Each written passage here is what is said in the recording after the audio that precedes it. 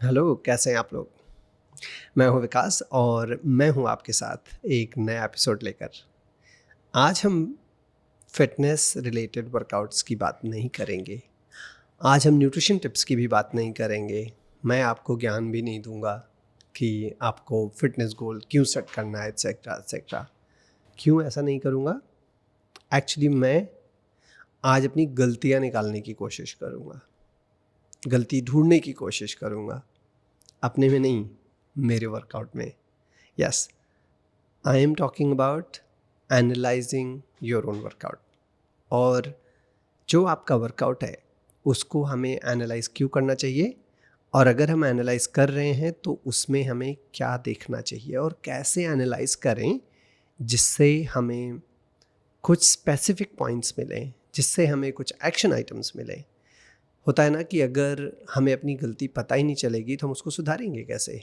तो अगर आपने वर्कआउट किया, आपने देखा है कोई भी आपने ऐप यूज़ किया, स्मार्ट वेरेबल्स यूज़ किए, बहुत सारा उसमें डेटा आता है। उसका हम क्या करते हैं other than posting on the story? उसका हम क्या करते हैं other than just let it be on the app? खाली हम उसको लॉग करते जाते हैं और आज साल के एंड में बताते हैं हमने इतने किलोमीटर किया, इतने घंटे वर्कआउट किया, इतना कैलोरीज बर्न किया, etcetera. But deep with in अगर हम उसको ध्यान से देखने का कोशिश करें तो एक्चुअली हमें ये पता चलेगा कि उन वर्कआउट्स में ही छुपा है काफ़ी सारे पॉइंट्स जिससे कि हम अपने वर्कआउट्स को फ्यूचर में, अपनी फिटनेस को फ्यूचर में इम्प्रूव कर सकते हैं। कभी देखा है जैसे हम ब्लड रिपोर्ट लेते हैं, अगर हम ब्लड रिपोर्ट को एनालाइज ना करें, ब्लड रिपोर्ट को ये ना देखें कि उसका जो रेंज है उसके बीच में हमारी रिपोर्ट है कि नहीं। कभी देखा जैसे आप कुछ भी आप ब्लड रिपोर्ट लोगे, from CBC to vitamin D to ELISA test to anything else, उसमें आपने देखा किसी भी चीज़ की एक रेंज दी हुई होती है और आप चाहते हो कि यार आपका ना जो भी रिपोर्ट में नंबर है वो बोल्ड में ना हो या रेड में ना हो। आपको लगता है उस रेंज के अंदर है ना, तो हाँ कहोगे थैंक गॉड सब कुछ ना मेरा सही है। लेकिन आप जब वर्कआउट करते हो तब आप अपनी रेंज क्यों नहीं ढूंढना चाहते हो? वो इसलिए क्योंकि जो ऐप्स हैं, जो वॉचेस हैं, मोस्टली आपको वो सब बताते ही नहीं हैं। वो क्यों नहीं बताती हैं मुझे नहीं पता है, बट मैं आपको बताना चाहता हूँ।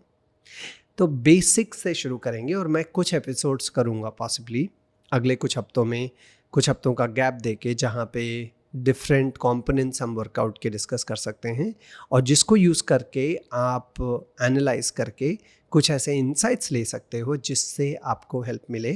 आप अपने वर्कआउट में क्या ढूंढ रहे हैं और उनको ढूंढेंगे तो आपको क्या फ़ायदा होगा। सबसे पहली चीज़, जब आप वर्कआउट करके आते हैं, before you look at your app देखने की बजाय, हार्ट रेट देखने की बजाय, वॉच देखने की बजाय, सबसे पहले अपने आप से ये क्वेश्चन पूछिए, आपका जो वर्कआउट था वो आपको कैसा फील हुआ?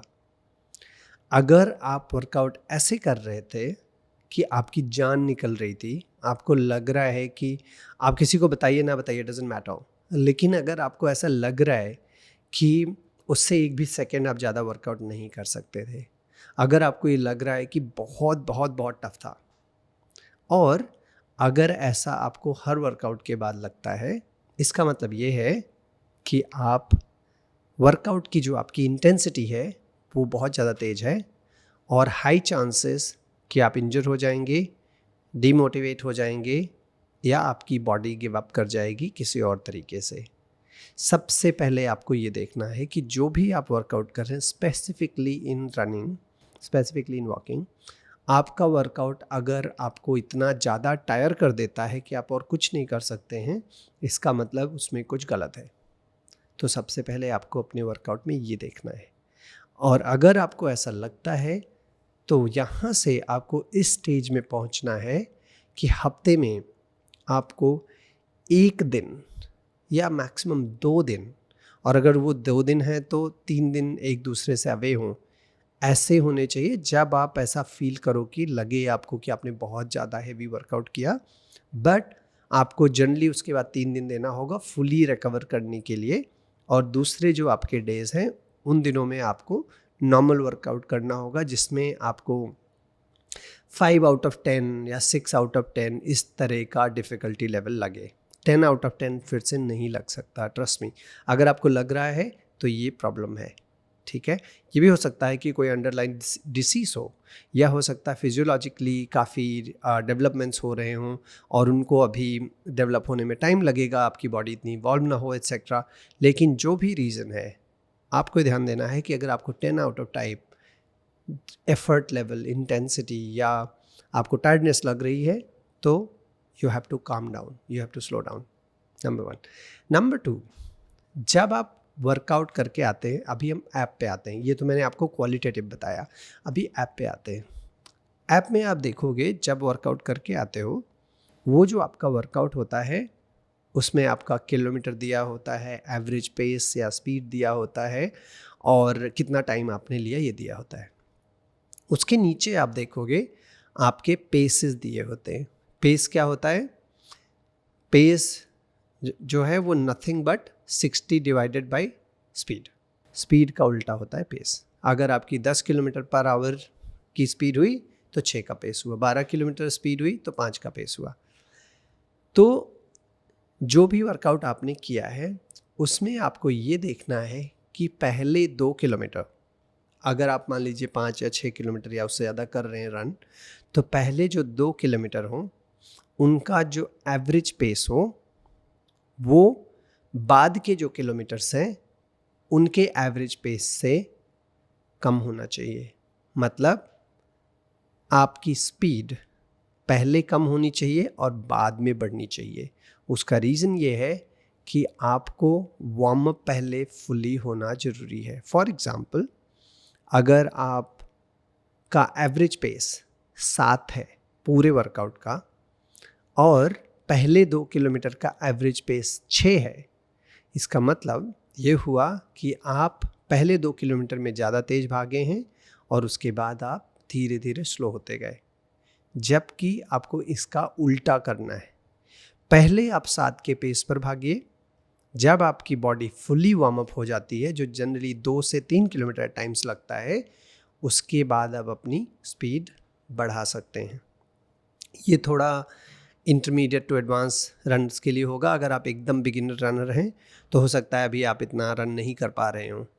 तो अगर आप एडवांस एक्सपीरियंस रनर हैं तो ये आपको ध्यान में देना ज़रूरी है। कोई भी आप वर्कआउट कर रहे हैं उसमें आपको ये देखना है कि पहले 2 किलोमीटर जनरली कंजर्वेटिव होने चाहिए। नेक्स्ट, अगर आप बिगिनर हैं, मान लीजिए आपने ब्रिस्क वॉक किया, आपने 20 मिनट 30 मिनट ब्रिस्क वॉक किया, आपने 2 से 3 किलोमीटर डिस्टेंस आपने कवर किया। अगर आपके वर्कआउट में बहुत ज़्यादा स्टॉपेज हैं, मतलब आप 2 मिनट चले फिर आपको रुकना पड़ गया, या 2 मिनट भागे आपको रुकना पड़ गया, और ऐसे अगर बार बार हो रहा है, या फिर दूसरा एक तरीका लोग अपनाते हैं, वो पता है क्या होता है कि आप थोड़ी देर दौड़ोगे, जैसे रुके आपने ऐप बंद कर लिया अपना या वॉच बंद कर ली, जिससे कि आपकी स्पीड ना एकदम मस्त दिखनी चाहिए एंड में। लेकिन वहीं पे आपको ध्यान देना है, केयरफुल रहना है कि जो आपका टोटल वर्कआउट टाइम है और जो आपका इलैप्स्ड टाइम है उसमें ज़्यादा डिफरेंस नहीं हो। मतलब अगर आपका वर्कआउट टाइम 30 मिनट है और इलैप्स टाइम 10 मिनट है, इसका मतलब 40 मिनट में आपने वो डिस्टेंस कवर किया है, 30 में नहीं। इसका मतलब 10 मिनट आपने बीच में बार बार आपने घड़ी बंद की है। अगर आप 2 किलोमीटर 1 किलोमीटर या 3 किलोमीटर ऐसी रन कर रहे हैं या वॉक कर रहे हैं और उसके बीच में आपको बार बार रुकना पड़ रहा है, तब आपको तुरंत ये ध्यान देना है कि आपकी जो स्पीड है या जो आपका पेस है वो बहुत ज़्यादा है। आप उसको काफ़ी नीचे ले आइए, काफ़ी और स्लो करिए, जिससे कि आपको इतनी बार ना रुकना पड़े। वो इसलिए मैं कह रहा हूँ, अगर आप ऐसा करते जाएंगे कि आप कंटिन्यूली कोई भी वर्कआउट नहीं कर पा रहे हैं, आपको बार बार रुकना पड़ रहा है, तो आपकी बॉडी पे, आपके मस्कुलोस्केलेटल सिस्टम पे आपको ज़्यादा स्ट्रेन पड़ेगा और आपकी इंजरी के चांसेस ज़्यादा हैं। आपका हाई चांसेस कि आप अभी फैट मेटाबोलाइज करके आप फैट लॉस करना चाहते हो, वो भी नहीं हो पाएगा, क्योंकि आपकी इंटेंसिटी बहुत ज़्यादा है। आपको ये ध्यान में देना बहुत ज़रूरी है। Let's progress now. अगर तीसरी चीज़ आप अपने वर्कआउट में देख रहे हैं और वो ये है आपके वर्कआउट में कि आपका जो केडेंस है, अगर आपने स्मार्ट वॉच पहनी है, तो अगर आपका केडेंस है पर मिनट, मान लीजिए 150 स्टेप्स से कम है पर मिनट। जनरली क्या होता है, राइट केडेंस ये होता है कि 1 मिनट में आप 180 स्टेप्स लें, ऑप्टिमल केडेंस बोला जाता है। हर इंसान 180 स्टेप नहीं लेता है, जो लोगों की हाइट के बेस पे भी डिपेंड करता है कि उनका केडेंस कितना होता है etcetera. But regardless of your height, अगर आपकी घड़ी में ये दिखाता है या ऐप में दिखाता है कि आपका केडेंस 150 स्टेप्स पर मिनट से कम है, इसका मतलब ये है कि आप ज़्यादा लंबे स्टेप्स ले रहे हैं। इसका मतलब ये है कि आप अपनी बॉडी सेंटर ऑफ ग्रेविटी के क्लोज में लैंड नहीं कर रहे हैं। हो सकता है कि बिकॉज आप अपनी बॉडी से थोड़ा दूर लैंड कर रहे हैं, आपकी इंजरी के चांसेस बढ़ जाएंगे। जैसे जैसे लोड आपकी बॉडी पे बढ़ेगा, वैसे ही आपको लगेगा शिन पेन, हील में पेन, एक्लीज में पेन, और आपको नी पेन, ये जो है ये सारी चीज़ें सरफेस होनी शुरू हो जाती हैं। तो आप जब अपना एनालाइज कर रहे हैं वर्कआउट, उसमें ये दूसरा पॉइंट है जो आप देख सकते हैं। नेक्स्ट, जब भी आप वर्कआउट कर रहे हैं, अगर आपको लग रहा है वर्कआउट के बाद, जब आप एनालाइज कर रहे हैं अपना वर्कआउट, अगर आपको ऐसा लगता है कि आपका जो हार्ट रेट है, अनलेस आपका वर्कआउट ऐसा है कि आपका हार्ट रेट फ्लक्चुएट हो, मान लीजिए आपने शुरू किया वर्कआउट, पहले 2 किलोमीटर में 140-145 बीट्स पर मिनट है। अगर आपका तीसरे किलोमीटर में आपका हार्ट रेट 160 चला गया, चौथे में 170, पाँचवें में 175, फिर 180, 185, 190 व्हाटएवर, अगर ऐसे आपका हार्ट रेट बार बार बढ़ रहा है या फिर ऊपर जाके नीचे आ रहा है, राइट, हो सकता है बीच में रेस्ट कर रहे हो एक्सेट्रा, इसका भी मतलब ये हो सकता है कि आपके वर्कआउट की इंटेंसिटी बहुत ज़्यादा है, आपको फिर से स्लो डाउन करना पड़ेगा। और मैं यहाँ पे कैवेट बताना चाहता हूँ, हम लोग के बहुत सारे वर्कआउट्स ऐसे होते हैं जिसमें इट्स मेंट कि आपका हार्ट रेट ऊपर जाए फिर नीचे आए, हार्ट रेट ऊपर जाए फिर नीचे आए, जब आप इंटरवल वर्कआउट्स करते हैं, थ्रेशोल्ड करते हैं, टेम्पो करते हैं एक्सेट्रा। बट जब आप ऐसा करोगे तो एक आपको ट्रेंड दिखेगा, एक आपको सिक्लिकली आपको दिखेगा कि हार्ट रेट ऊपर जा रहा है, नीचे आ रहा है। अब्रप्टली ऊपर जाना और नीचे आना, इसके 2 रीजंस हो सकते हैं। एक तो आप अभी इतने स्ट्रांग नहीं हैं, या दूसरा हो सकता है कि कोई अंडरलाइन सिचुएशन हो। अगर ऐसा है तब भी आपको मेडिकल टेस्ट करना पड़ेगा। But before that, before you get scared, know कि आपकी जो डिवाइस है वो भी फॉल्टी हो सकती है।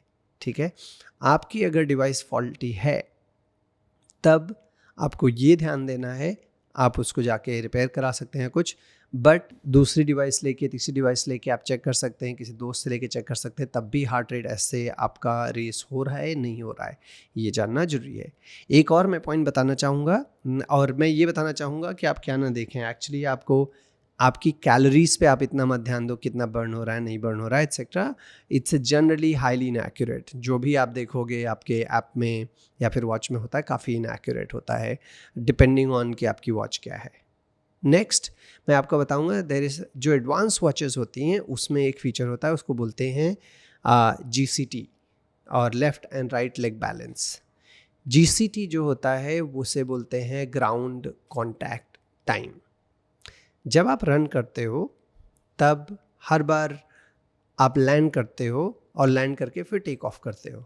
तो जब आप लैंड करते हो टेक ऑफ के बीच में जो टाइम होता है उसको बोलते हैं ग्राउंड कॉन्टैक्ट टाइम। मतलब आपने पैर रखा और फिर टेक ऑफ किया, पैर रखा फिर टेक ऑफ किया।